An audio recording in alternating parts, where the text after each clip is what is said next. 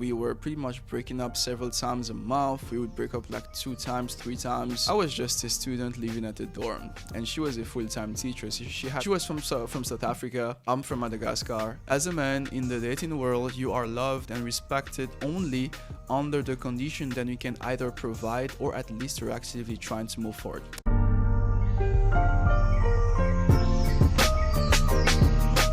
Do not go into dating for serious relationships if you are a nobody. And when I mean nobody, guys, I'm speaking about no status, no sort of independence, no sort of backbones, and not much money, which are all things that I used to be when I first met the person with whom I was back at the time. So it was around my first months. Really, I was reckless, guys. Like, I did not even take the time to properly settle that I was already out there trying to meet people and trying to, like, date and stuff. And so I met this person. We were speaking via text, and we pretty much decided to meet up and to go on our first date. The first thing was, I did not know anything about where to go, so I did not know crap. I was like, where do you usually hang out here? Obviously, I didn't know anything. Again, that girl was leading the entire date. She was leading the entire date. We went to that restaurant. What happened when I went to the restaurant? I opened the menu, and I openly said, these things are expensive. I literally openly said in front of that person, wow, this is expensive. Because obviously, like, I was not money aware yet. Like, I literally was not even 2 months old in China, and I was already out there trying to go to some restaurant and trying to, like, go on all kinds of dates and stuff. And I saw the menu, and I told her, I was like, oh, this is expensive. We had a fun talk, okay? And at the end, she ended up paying. Like, I don't even know how. I guess from my comments, she realized that I was not really good financially. So as soon as we got the bill, she went to stand up and she paid for it. And like, that moment actually. That girl, she ended up eventually becoming my girlfriend. The moment where her and I were in our relationship, she was getting comfortable and stuff. She told me, she was like, on that first date, there was a lot of things I felt uncomfortable with. And I'm like, it's perfectly understandable. I was like, I was this guy, not aware of anything, with no backbones at all, already trying to take girls out on date. I completely screwed up on my first date, and I know that perfectly.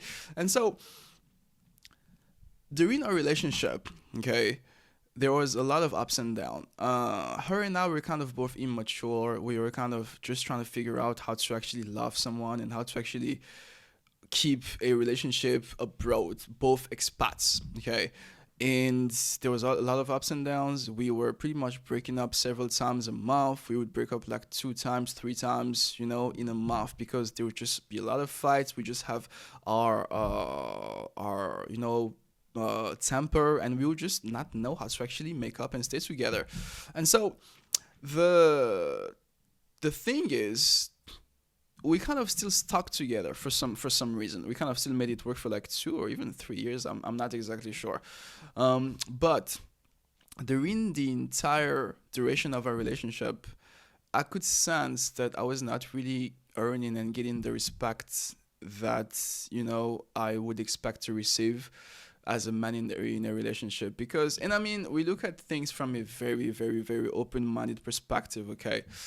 I was just a student living at a dorm, and she was a full-time teacher. So she had her apartment. She was living on her own. She was paying her bills. She was settled. She had her money going, and I was just a student who was literally only trying to aim to get his master's degree, and who just had a couple part-time jobs here and there. And so during fights, sometimes she would make those kinds of comments. Like, she would not directly admit it, but I know for a fact that she had a problem with the fact that I did not have much status, or that I did not exactly have the status of a provider, and that I was not exactly better than her in some way.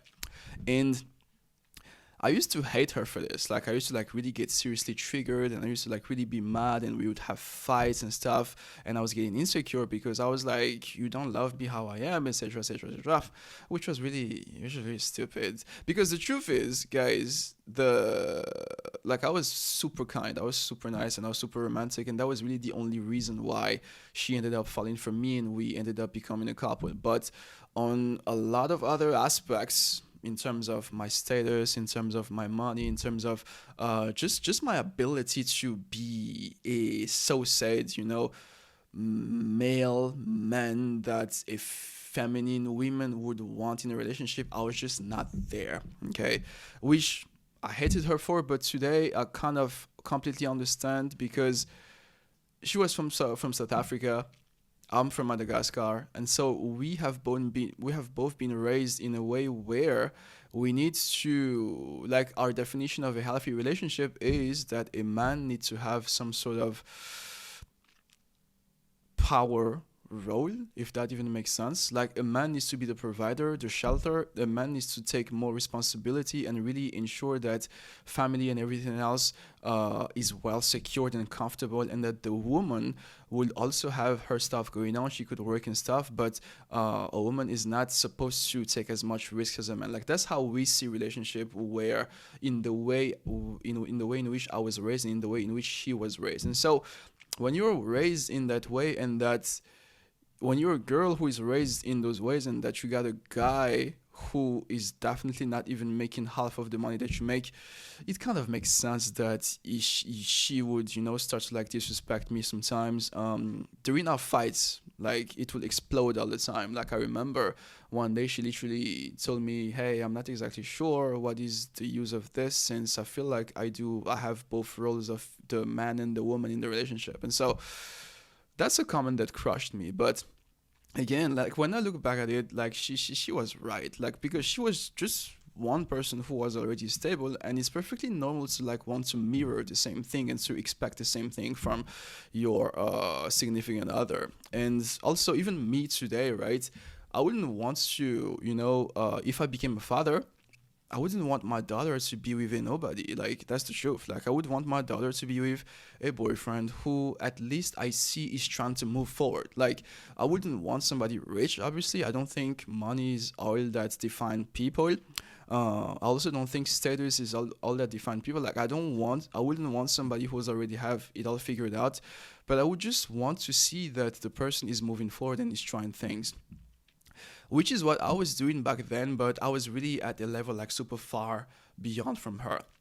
Later on, obviously, after 2 years, 3 years being together, I was obviously having some more part-time jobs. I was like kind of like starting to like grow a little bit. I was out there on social media.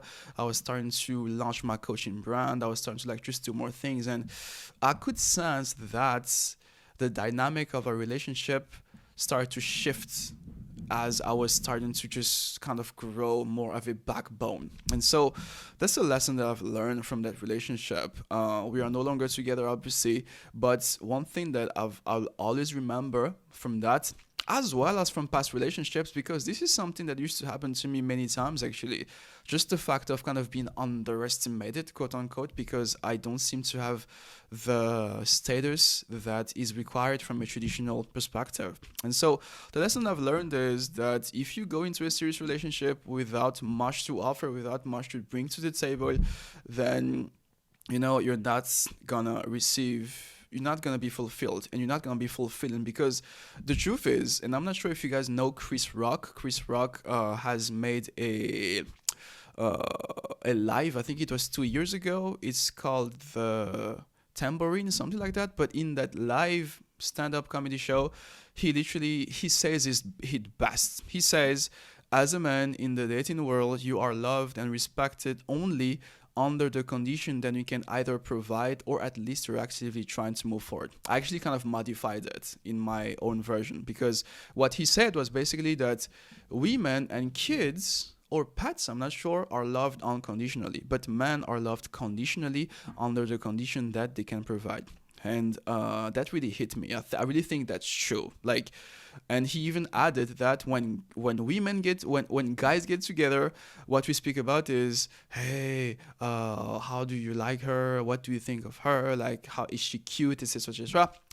But when women meet each other, and I'm not sure if this is true, any women watching this or listening to this, you can feel free to correct. When women get together or when women get with their families, a question that they usually ask is, what does that guy do? Again, these are Chris Rock's words that I think I kind of agree with. Like, when people get together from the male side, it's just to speak about how good it is to be with a girl. But when females speak on their side, they would speak about how good it is with the guy. But at the same time, it's like they would also speak about, hey, how the future might look with him, something like that. And so that's my mindset at the moment. Like, ever since that relationship, I obviously decided that I would never invest myself fully in a relationship without being able to actually even invest anything in that relationship. That's the thing. Like, you cannot pour into a cup from an empty one. I think that's the phrase. So that's pretty much the second biggest lesson that I've learned. In order for you to like really be a good partner, mostly as a male, in order for you to like really be seen as well as receive the love and appreciation that you need to do things.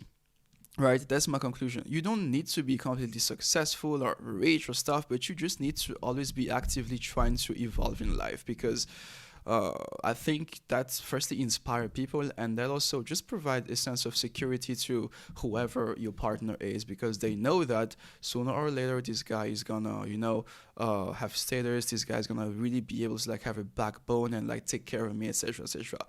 Again, as I keep saying it, in the podcast, as I kept saying it during the first episode of the podcast, guys, these are my opinions. So I could be wrong, I could be right. Feel free to debate in the comment section if you have anything to add.